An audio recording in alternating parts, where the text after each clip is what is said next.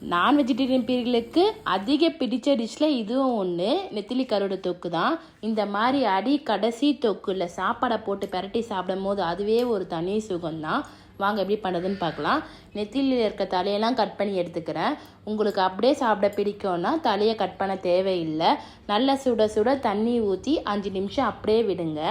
தண்ணியெல்லாம் வடித்து எடுத்துட்டு 1/2 ஸ்பூன் மிளகாய்த்தூள், 1/4 ஸ்பூன் மஞ்சள்தூள் போட்டு இந்த மாதிரி நல்லா பெரட்டி விட்டு 10 நிமிஷம் அப்படியே ஊற வச்சு எடுத்துக்கலாம்.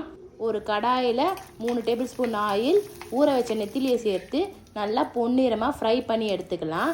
இப்போ அதே எண்ணெயில் இஞ்சி பூண்டு தட்டி வச்சுருக்கேன், அதை சேர்த்து இதுக்கு சின்ன வெங்காயம் யூஸ் பண்ணுங்கள், டேஸ்ட் இன்னும் நல்லாயிருக்கும். சின்ன வெங்காயத்தை போட்டு 2 நிமிஷம் நல்லா வதக்கி எடுங்க. கருவேப்பிலை ஒரு கொத்து, 2 பச்சை மிளகா சேர்த்து 5 நிமிஷம் நல்லா வதக்குங்க. நல்லா வதங்கி வந்ததுக்கப்புறம் இந்த 3 தக்காளி சின்ன சின்னதாக கட் பண்ணி வச்சுருக்கேன், அதை சேர்த்துக்கலாம். உப்பு கொஞ்சமாக சேர்த்துக்கோங்க, ஏன்னா ஆல்ரெடி நெத்திலி கருவாடில் உப்பு இருக்கும்.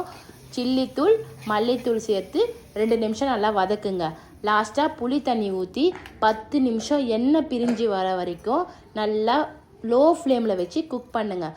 எண்ணெய் பிரிஞ்சு வந்ததுக்கப்புறம் நம்ம ஃப்ரை பண்ணி வச்சுருக்க நெத்திலியை சேர்த்து 2 நிமிஷம் நல்லா வதக்கிடுங்க. சுட சுட சாதத்தில் இந்த கிரேவியை வச்சு சேர்த்து சாப்பிட்டு பாருங்கள்.